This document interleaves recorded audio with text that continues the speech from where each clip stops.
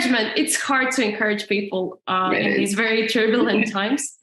So I think that, first of all, it's not going to be an encouragement. It's going to be cut your costs.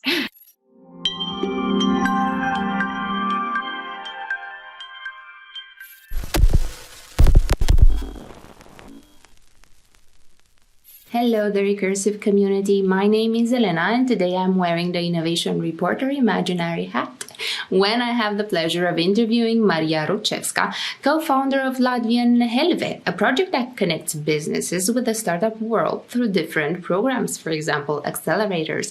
And she's also the co-founder of TechChill, a tech startup events platform in the Baltics. Marija has a background in communication and media and has seen the tech startup ecosystem in Riga, Latvia evolve in the past almost a decade. So I look forward to hearing more from her about it, but also her 2023 goals, and maybe we'll find out a bit if she's planning any investment deals. Let's go. We're lucky to be talking at the beginning of the year, so I have to ask, what is your routine at the beginning of the year? How do you define your priorities and structure the year accordingly? What a question. Thank you for that.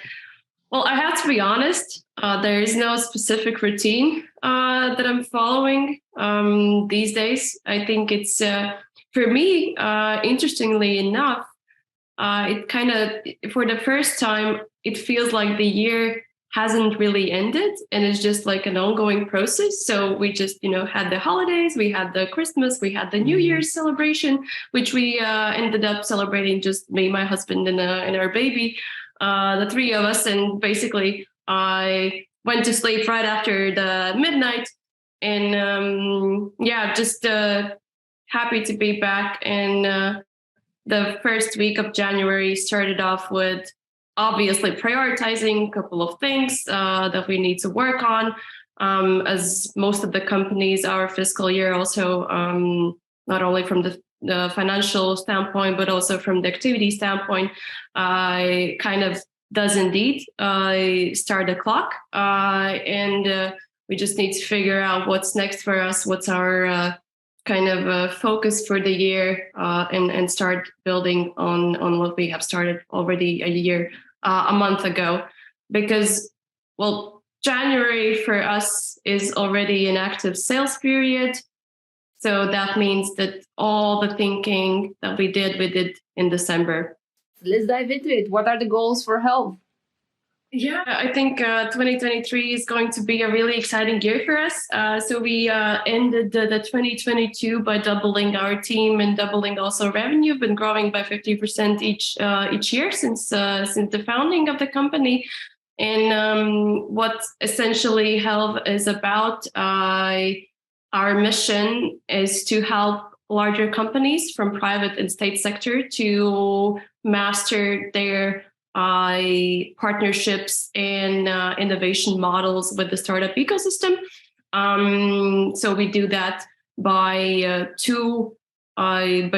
implementing two separate verticals within these larger companies, either a framework how to work with startups from the open innovation perspective, or by hosting internal programs where we focus on building their own team's capacity in order to come up with new products, services, or to start implementing solutions within digitalization or optimization verticals.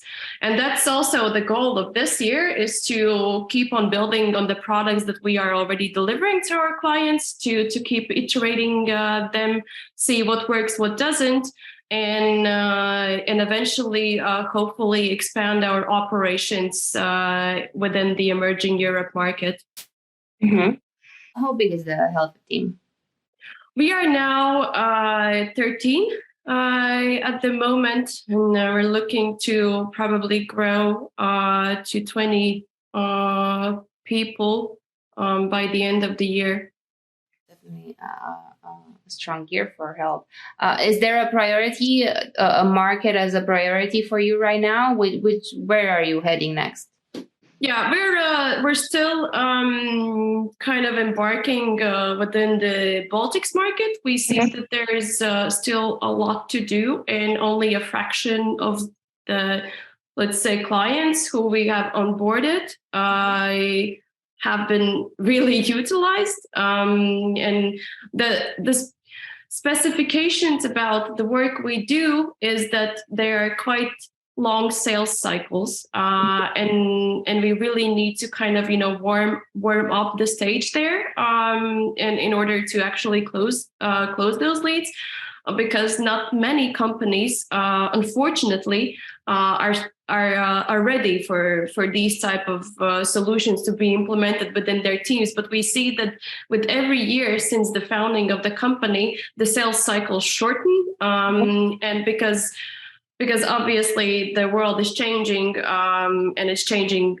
super fast. But each year it's even faster, and these companies as well. If let's say 3 years ago they were really skeptical about working with the high growth companies or kind of changing their culture to fit the needle, in order to build these type of products internally as well, then now it's not a foreign language anymore. They understand the benefits of it. It's more about how we can implement it in the best possible way, and how we can make sure that we follow through the activities. And it obviously always comes down from the top management buy-in. If the top management buys in, then it's way easier also for us to make sure that we deliver the results. And we, as their partner, as their facilitator and a mediator in sort of way, we are there for them basically in the very beginning. Once they pick up, they continue these type of activities to keep on building internally. We're just like a Kickstarter for it all, introducing the right methodology, the right frameworks, the right approach, and the right mindset. Mm-hmm. Awesome. When you talk to the management, do you offer a case study that you've already done to showcase what you can do for them? I'm curious to find out also. Yeah. How it usually works is we either present our own case studies, or we present some global case studies. That usually is more convincing to them. Okay, we understand that you have done this, but show us some big brand who have really kind of benefited from that. So we usually kind of mix it together, our own experience with some of the, let's say, global leaders who are up to this date, who are not only up to this date, but have been like steadily growing their capacity and just introducing innovations internally, or working with innovation stakeholders from external resources. But yeah, it's a mix of both. Mm-hmm. And my final question, and then I'll move on to your other hat, other responsibility. Tell me about the business model. Is it yearly? Is it monthly? Is it project-based? How do you go about it? So actually, this last year, we started to move more on a product-based sales solutions.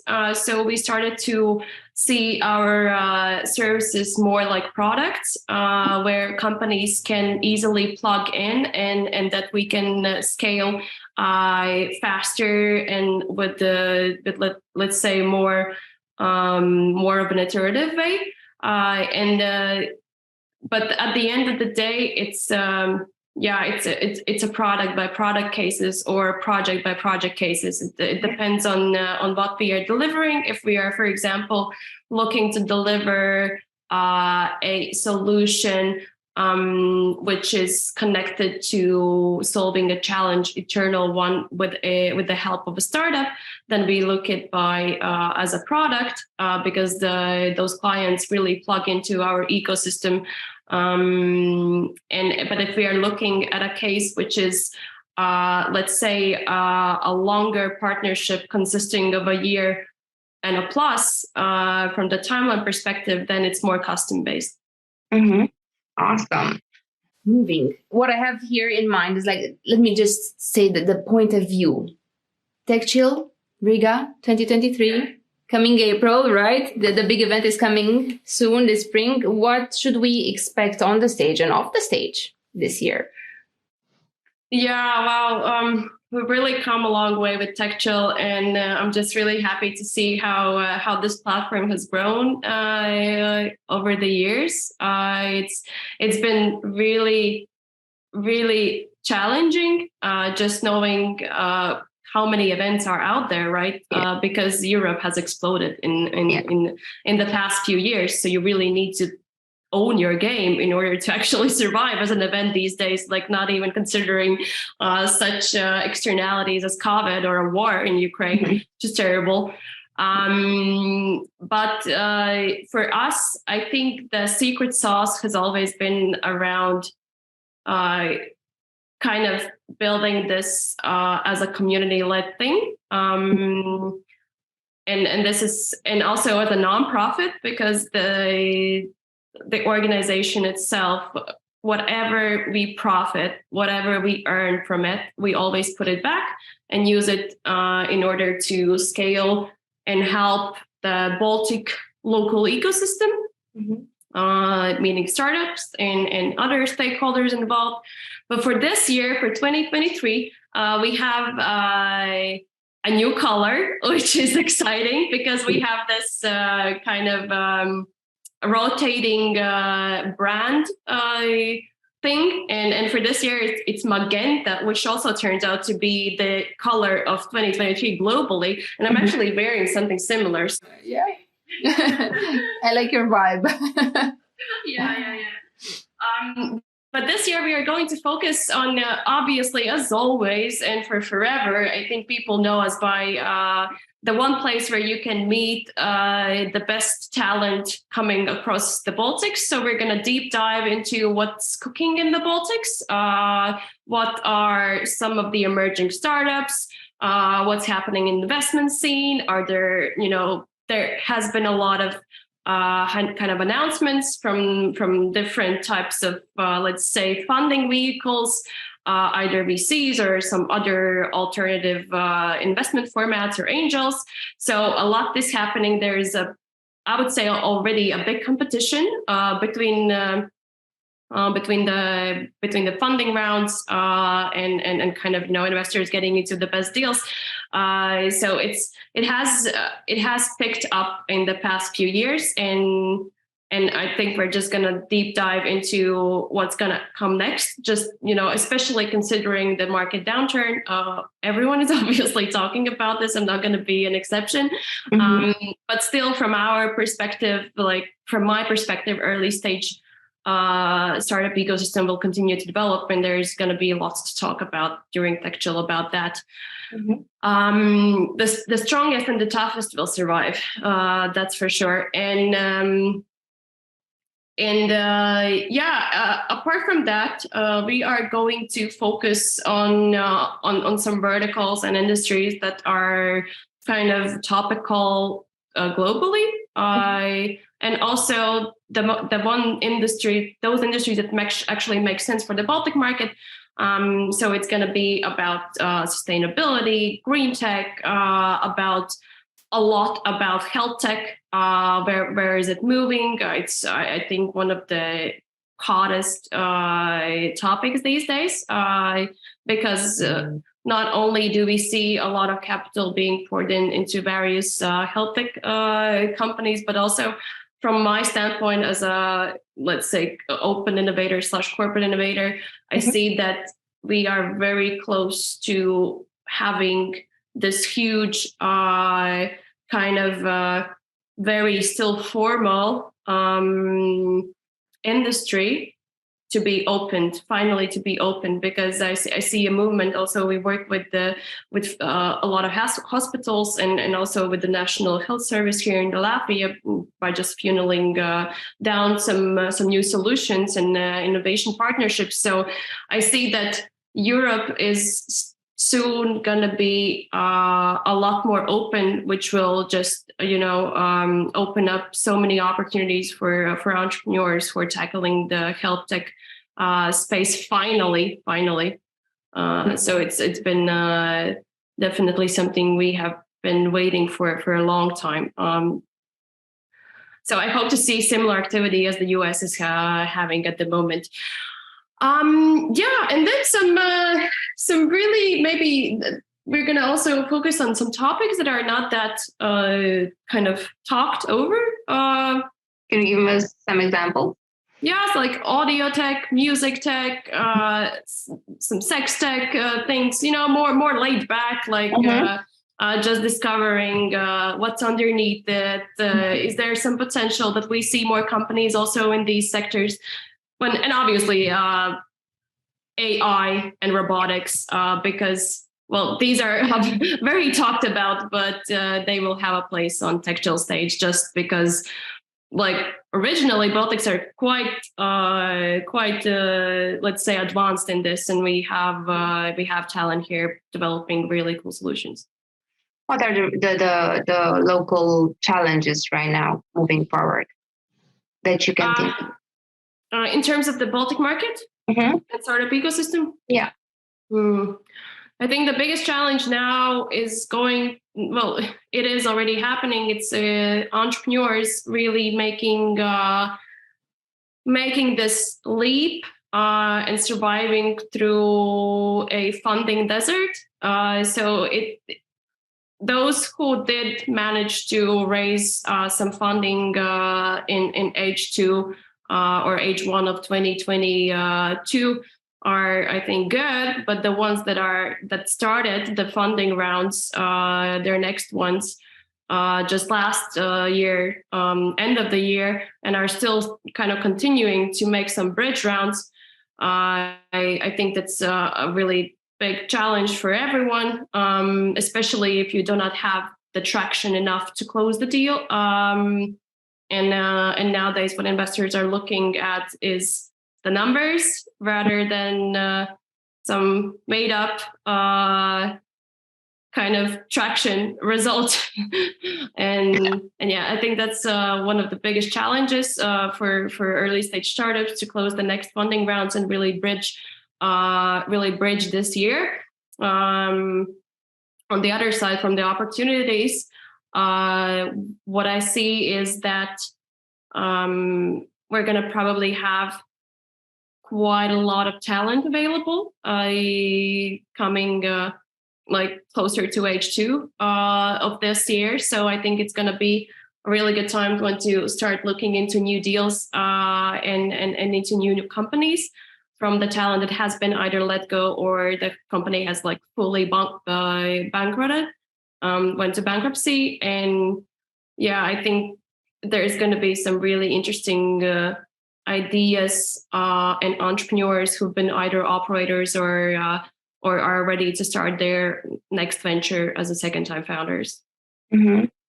I'm curious, what led you and how has your previous experience in communication, media, PR, events helped you be better prepared for this role as an angel investor?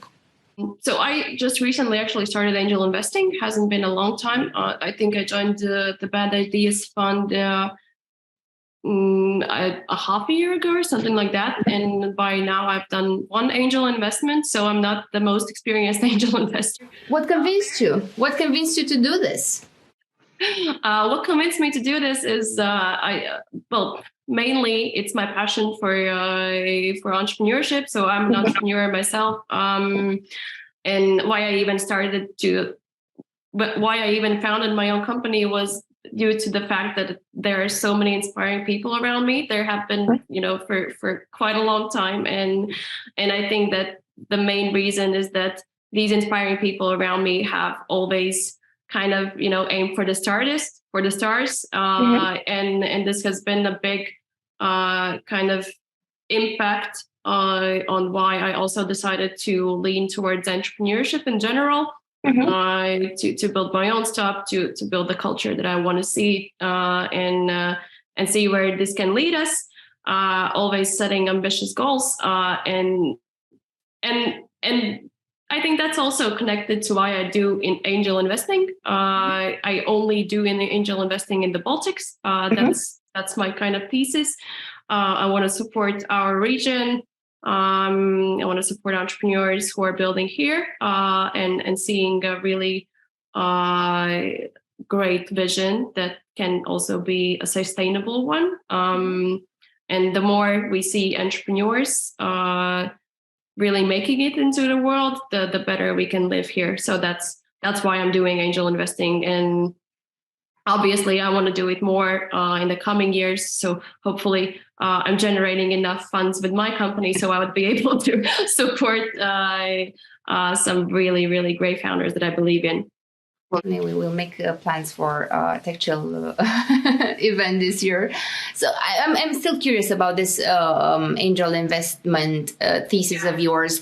Let's take the example. What startup have you invested in? What is the vertical, the solution that you invested this time? And what solutions are you looking forward to seeing? I invested in a company called Supplyful.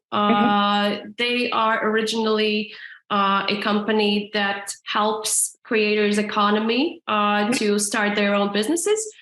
So it's by empowering others and at the same time by looking into what could you create on your own and what type of products would be available for you to start selling.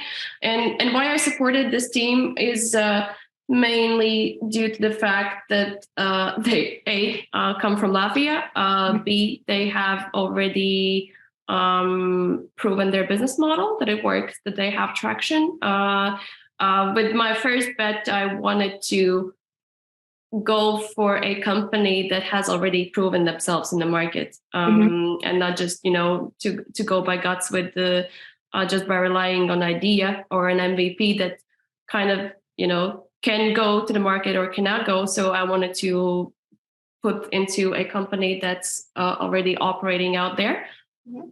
And I saw that I can also be of help for this particular team as with my operators and with my entrepreneurs background, just by having some network in the US market because they're focusing there. Cool. Awesome. Well, one more thing and then I'm out of your hair. What would you share with our international regional community of tech startup founders from your experience so far, going forward this year, at the beginning of the year?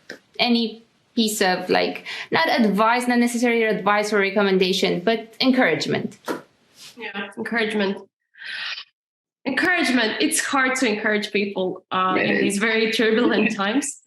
So I think that, first of all, it's not going to be an encouragement. It's going to be cut your costs and make sure you expand your network by doing that in order to make those bridge rounds come true. Because I think that's the only thing that matters these days. Just, especially for those who have raised a pre-seed or a seed round and are,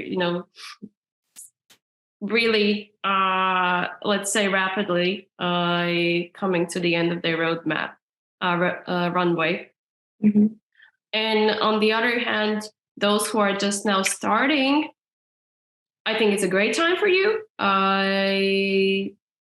If you have a really good idea and also some traction that you can present, just keep on building your network. Go to events that matter. I think the event strategy actually makes sense, but just make sure that you do your research and just talk with some of the ecosystem leaders that can point you in the right direction where it makes sense to go and where it does not make sense to go.